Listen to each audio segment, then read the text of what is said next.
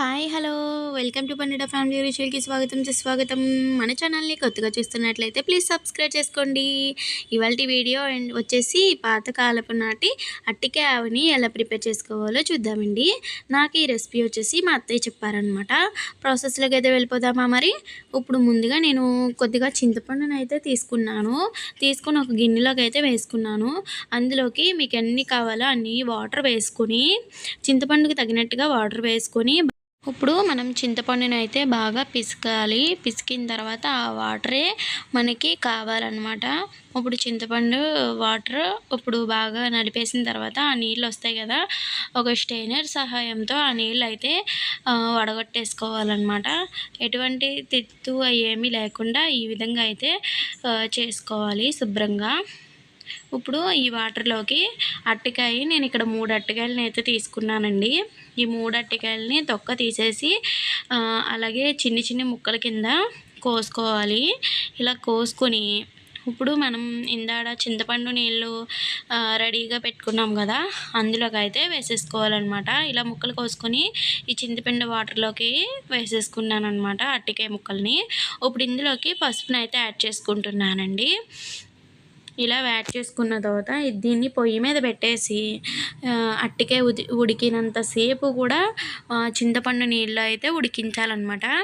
ఇప్పుడు ఉడికిపోయిన తర్వాత వార్చేసుకోవాలి. ఆ పులుసుకి తాలింపు కూడా పెట్టుకోవచ్చండి. ఇప్పుడు దాని తర్వాత ఆవకి ప్రిపేర్ చేసుకుందాము. ముందుగా ఒక మిక్సీ జార్ తీసుకుని అందులోకి వేరుశెనగ గుళ్ళు అయితే 2 టేబుల్ స్పూన్లు వేసుకున్నాను. అలాగే 2 టేబుల్ స్పూన్ల ఆవాలను కూడా వేసుకున్నానండి. అవి ఒక 2 టేబుల్ స్పూన్లు గుళ్ళు, అలాగే 2 టీ స్పూన్ల ఆవాలు, అలాగే 1 టీ స్పూను జీలకర్ర ఇలా వేసుకున్న తర్వాత ఇందులోకి పచ్చిమిర్చిని యాడ్ చేసుకుంటున్నాను. మీ కారానికి తగ్గట్టుగా మీరు యాడ్ చేసుకోవచ్చు. ఇంకా ఫైనల్గా ఉప్పుని కూడా యాడ్ చేసేసి శుభ్రంగా మిక్సీని అయితే పట్టేసుకోవాలన్నమాట మెత్తగా. ఇలా మిక్సీ పట్టేసుకొని ఇప్పుడు ఒక బ్యాండీ తీసుకొని అందులోకి అయితే ఆయిల్ వేసుకొని, ఆయిల్ వీటెక్కిన తర్వాత మినపప్పు, ఆవాలు, జీలకర్ర వేగించుకున్న తర్వాత మనం ఆడుకున్న పేస్ట్ ఉంది కదా, అది కూడా వేసేసి బాగా వేగించుకోవాలన్నమాట. మీకు డౌట్ రావచ్చు, ఆవాలు వేగిస్తే చేదొస్తుంది కదా అనుకోవచ్చు. ఎందుకంటే వేరుశెనగ గుళ్ళు వేసాం కాబట్టి చేదనేది ఉండదనమాట. ఇప్పుడు మనం వార్చుకున్న అరటికాయ ముక్కలు ఉన్నాయి కదా, ఆ అరటికాయ ముక్కలను కూడా వేసేసి ఒకసారి ఇది తిప్పేసుకుంటే సరిపోతుందనమాట. సాల్ట్ ఏమైనా తక్కువైతే ఈ కన్సిస్టెన్సీలో అనేది వేసేసుకోవడమే. చాలా ఈజీగా, సింపుల్గా, రుచికరంగా, టేస్టీగా, పుల్లగా, కారంగా ఎంతో రుచిగా ఉండే అరటికాయ అనేది రెడీ అయిపోయింది. మీకు ఈ రెసిపీ నచ్చినట్లయితే ఒక లైక్ చేసి, ఒక షేర్ చేసి, మన ఛానల్ని సబ్స్క్రైబ్ చేసుకోకపోతే వెంటనే సబ్స్క్రైబ్ చేసుకోండి.